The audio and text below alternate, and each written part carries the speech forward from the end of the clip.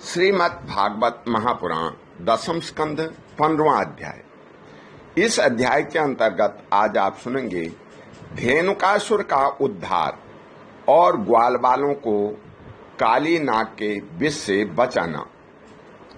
श्री सुखदेव जी कहते हैं, हे परीक्षित, अब बलराम और श्री कृष्ण ने पौगंड अवस्था में अर्थात छठे वर्ष में प्रवेश किया था। अब उन्हें गौएं चराने की स्वीकृति मिल गई। वे अपने सखा ग्वाल बालों के साथ गौएं चराते हुए वृंदावन में जाते और अपने चरणों से वृंदावन को अत्यंत पावन करते। यह वन गौओं के लिए हरी हरी घास से युक्त एवं रंग बिरंगे पुष्पों की खान हो रहा था। आगे आगे गौएं, उनके पीछे पीछे बांसुरी बजाते हुए श्याम सुंदर, तदंतर बलराम और फिर श्री कृष्ण के यश का गान करते हुए ग्वाल बाल। इस प्रकार विहार करने के लिए उन्होंने उस वन में प्रवेश किया। उस वन में कहीं तो भौरे बड़ी गुंजार कर रहे थे, कहीं झुंड के झुंड हरिन चौकड़ी भर रहे थे और कहीं सुंदर सुंदर पक्षी चहक रहे थे। बड़े ही सुंदर सुंदर सरोवर थे, जिनका जल महात्माओं के हृदय के समान स्वच्छ और निर्मल था। उनमें खिले हुए कमलों के सौरभ से सुवासित होकर के शीतल मंद सुगंध वायु उस वन की सेवा कर रही थी। इतना मनोहर था वह वन की, उसे देखकर भगवान ने मन ही मन उसमें विहार करने का संकल्प किया। पुरुषोत्तम भगवान ने देखा कि बड़े बड़े वृक्ष फल और फूलों के भार से झुककर अपनी डालियों और नूतन कोपलों की लालिमा से उनके चरणों का स्पर्श कर रहे हैं। तब उन्होंने बड़े आनंद से कुछ मुस्कुराते हुए से अपने बड़े भाई बलराम जी से कहा। भगवान श्री कृष्ण ने कहा, देव शिरोमणे, यूं तो बड़े बड़े देवता आपके चरण कमलों की पूजा करते हैं, परंतु देखिए तो ये वृक्ष भी अपनी डालियों से सुंदर पुष्प और फलों की सामग्री लेकर आपके चरण कमलों में झुक रहे हैं, नमस्कार कर रहे हैं। क्यों न हो, इन्होंने इसी सौभाग्य के लिए तथा अपना दर्शन एवं श्रवण करने वालों के अज्ञान का नाश करने के लिए ही तो वृंदावन में वृक्ष योनि ग्रहण की है। इनका जीवन धन्य है।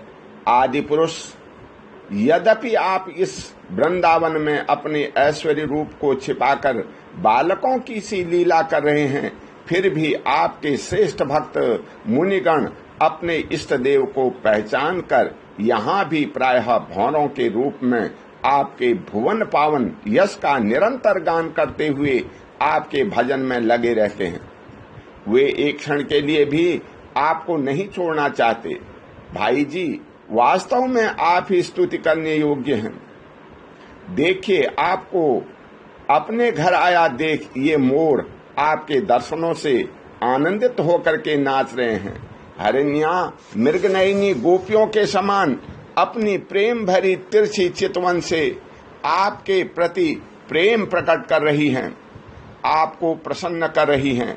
ये कोयलें अपनी मधुर कुह कुह धुन से आपका कितना सुंदर स्वागत कर रही हैं। ये वनवासी होने पर भी धन्य हैं, क्योंकि सत्पुरुषों का स्वभाव ही ऐसा होता है कि वे घर आए अतिथि को अपनी प्रिय से प्रिय वस्तु भेंट कर देते हैं। आज यहाँ की भूमि अपनी हरी हरी घास के लिए आपके चरणों का स्पर्श प्राप्त करके धन्य हो रही है। यहाँ के वृक्ष, लताएं और झाड़ियां आपकी अंगुलियों का स्पर्श पाकर के अपना अहोभाग्य मान रही हैं। आपकी दया भरी चितवन से नदी, पर्वत, पशु, पक्षी सब कृतार्थ हो रहे हैं और ब्रज की गोपियां आपके वक्षस्थल का स्पर्श प्राप्त करके, जिसके लिए स्वयं लक्ष्मी भी लालायित रहती है, धन्य धन्य हो रही है। श्री सुखदेव जी कहते हैं, हे परीक्षित, इस प्रकार परम सुंदर वृंदावन को देख करके भगवान श्री कृष्ण बहुत ही आनंदित हुए। वे अपने सखा ग्वाल बालों के साथ गोवर्धन की तराई में यमुना तट पर गौओं को चराते हुए अनेकों प्रकार की लीलाएं करने लगे। एक ओर ग्वाल बाल भगवान श्री कृष्ण के चरित्र की मधुर तान छेड़े रहते हैं, तो दूसरी ओर बलराम जी के साथ बनमाला पहने हुए श्री कृष्ण मतवाले भौरों की सुरीली गुनगुनाहटों में अपना स्वर मिलाकर मधुर संगीत अलापने लगते हैं। कभी कभी श्री कृष्ण कूंजते हुए राजहंसों के साथ स्वयं भी कूजने लगते हैं और कभी नाचते हुए मोरों के साथ स्वयं भी ठुमक ठुमक नाचने लगते हैं, और ऐसा नाचते हैं कि मयूर को उपहासपद बना देते हैं। कभी मेघ के समान गंभीर वाणी से दूर गए हुए पशुओं को उनका नाम ले लेकर के बड़े प्रेम से पुकारते हैं। उनके कंठ की मधुर ध्वनि सुनकर गायों और ग्वाल बालों का चित्त भी अपने बस में नहीं रहता।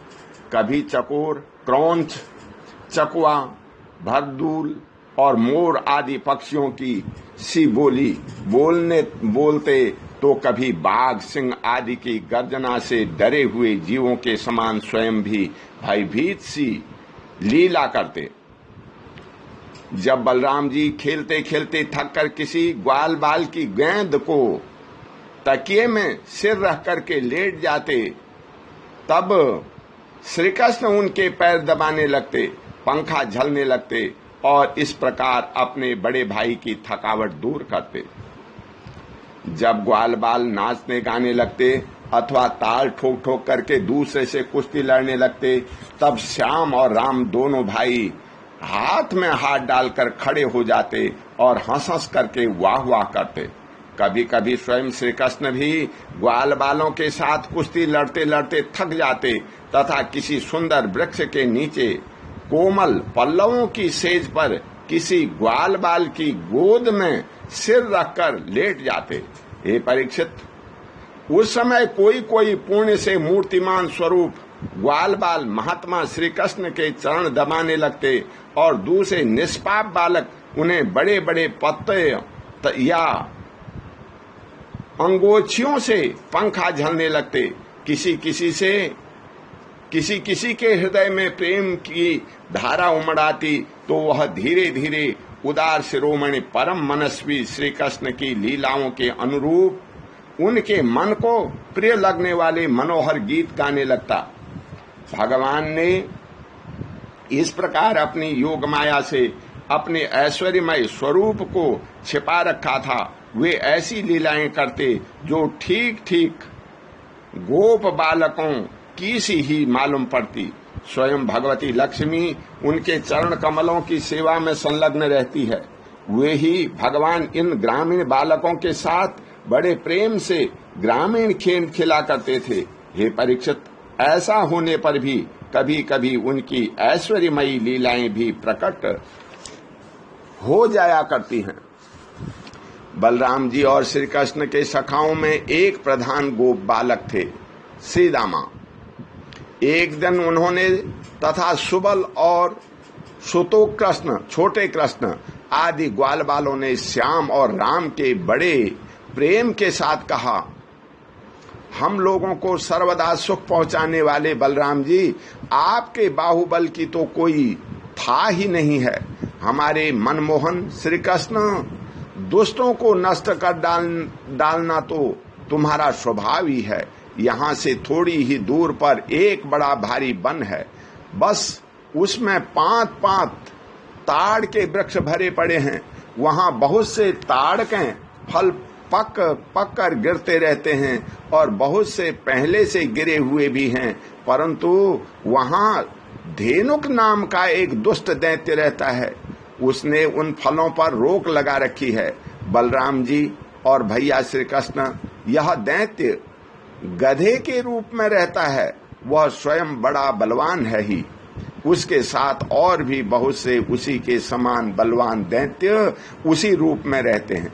मेरे शत्रुघाती भैया, उस दैत्य ने अब तक न जाने कितने मनुष्य खा डाले हैं। यही कारण है कि उसके डर के मारे मनुष्य उसका सेवन नहीं करते और पशु पक्षी भी उस जंगल में नहीं रह जाते।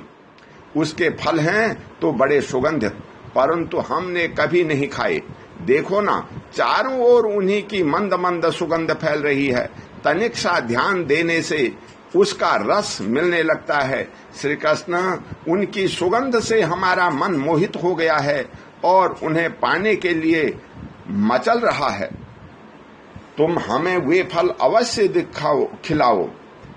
दाऊ दादा, हमें उन फलों की बड़ी उत्कट अभिलाषा है। आपको रुचे तो वहां अवश्य चलिए। अपने सखा ग्वाल वालों की यह बात सुनकर भगवान श्री कृष्ण और बलराम जी दोनों हंसे और फिर उन्हें प्रसन्न करने के लिए उसके साथ तालवन के लिए चल पड़े। उन वन में पहुंच करके बलराम जी ने अपनी बाहों से उस ताड़ के पेड़ को पकड़ लिया और मत वाले हाथी के बच्चे के समान उन्हें बड़े जोर से हिला करके बहुत से फल नीचे गिरा दिए।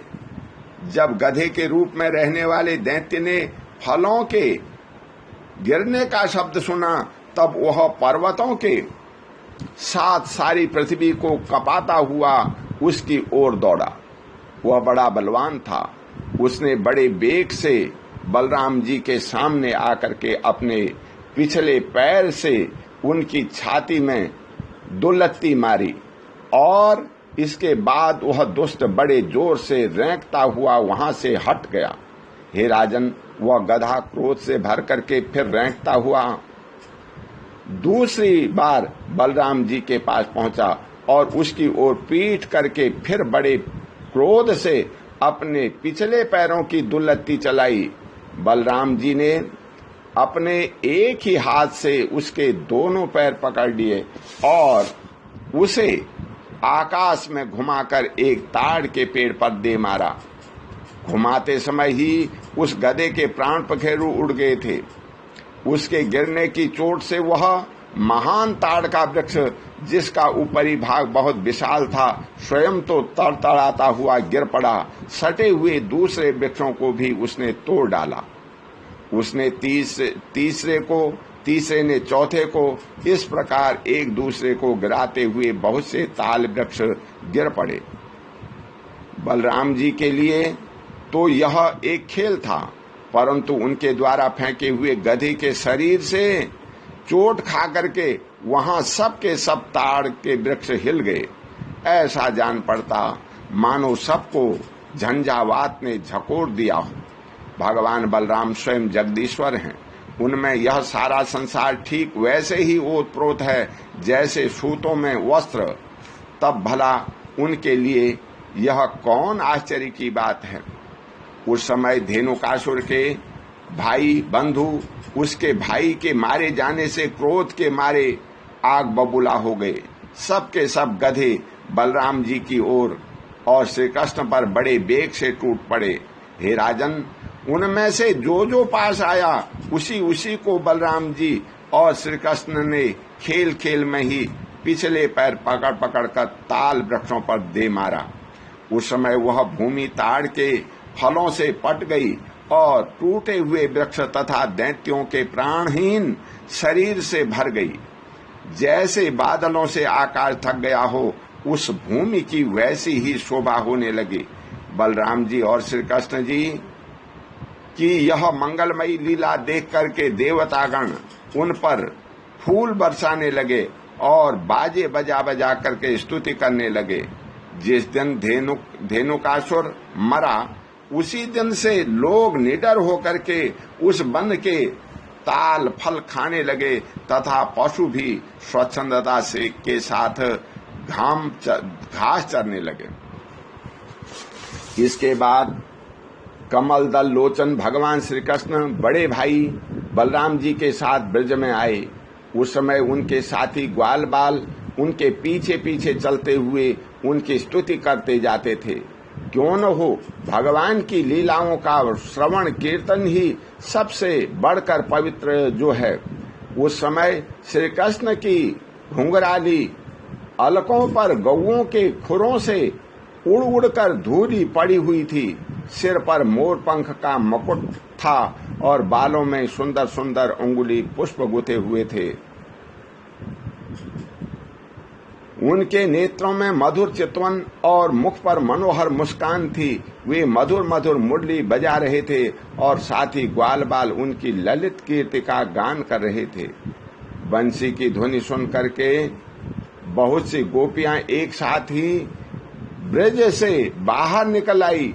उनकी आंखों न जाने कब से श्री कृष्ण के दर्शन के लिए तरस रही थी।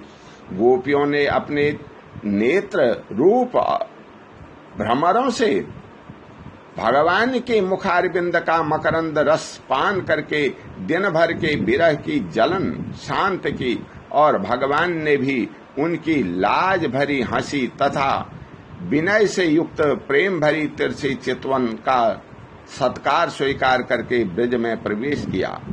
उधर यशोदा मैया और रोहिणी जी का हृदय वात्सल्य स्नेह से उमड़ रहा था। उन्होंने श्याम और राम के घर पहुंचते ही उनकी इच्छा के अनुसार तथा समय के अनुरूप पहले से ही सोच सोच करके रखी हुई वस्तुएं उन्हें खिलाई पिलाई और पहनाई। माताओं ने तेल उपटन आदि लगाकर स्नान कराया। इसके पीछे उनकी दिन भर घूमने फिरने की मार्ग की थकान दूर हो गई। फिर उन्होंने सुंदर वस्त्र पहना करके दिव्य पुष्पों की माला पहनाई तथा चंदन लगाया। तत्पश्चात दोनों भाइयों ने माताओं का परोसा हुआ स्वादिष्ट अन्न भोजन किया। इसके बाद बड़े लाड़ प्यार से दुलार कर यशोदा और रोहिणी ने उन्हें सुंदर सैया पर सुलाया। श्याम और राम बड़े आराम से सो गए। भगवान श्री कृष्ण इस प्रकार वृंदावन में अनेकों लीलाएं करते। एक दिन अपने सखा ग्वाल बालों के साथ वे यमुना तट पर गए। हे राजन, उस दिन बलराम जी उनके साथ नहीं थे। उस समय जेठ आषाढ़ के घाम से गौएं और ग्वाल बाल अत्यंत पीड़ित हो रहे थे। प्यास से उनका कंठ सूख रहा था, इसलिए उन्होंने यमुना जी का विषैला जल पी लिया। हे परीक्षित, होनहार के बस उन्हें इस बात का ध्यान ही नहीं रहा था। उस विषैले जल के पीते ही सब गौएं और ग्वाल बाल प्राणहीन होकर के यमुना जी के तट पर गिर पड़े। उन्हें ऐसी अवस्था में देख करके योगेश्वरों के भी ईश्वर भगवान श्री कृष्ण ने अपनी अमृत बरसाने वाली दृष्टि से उन्हें जीवित कर दिया। उनके स्वामी और सर्वत्र तो एकमात्र श्री कृष्ण ही थे। हे परीक्षित, चेतना आने पर वे सब यमुना जी के तट पर उठ खड़े हुए और आश्चर्यचकित होकर के एक दूसरे की ओर देखने लगे। हे राजन, अंत में उन्होंने यही निश्चय किया कि हम लोग विषैला जल पी लेने के कारण मर चुके थे, परंतु हमारे श्री कृष्ण ने अपनी अनुग्रह भरी दृष्टि से देख करके हमें फिर से जिला दिया है। ओम शांति। बोल श्री कृष्ण भगवान की जय।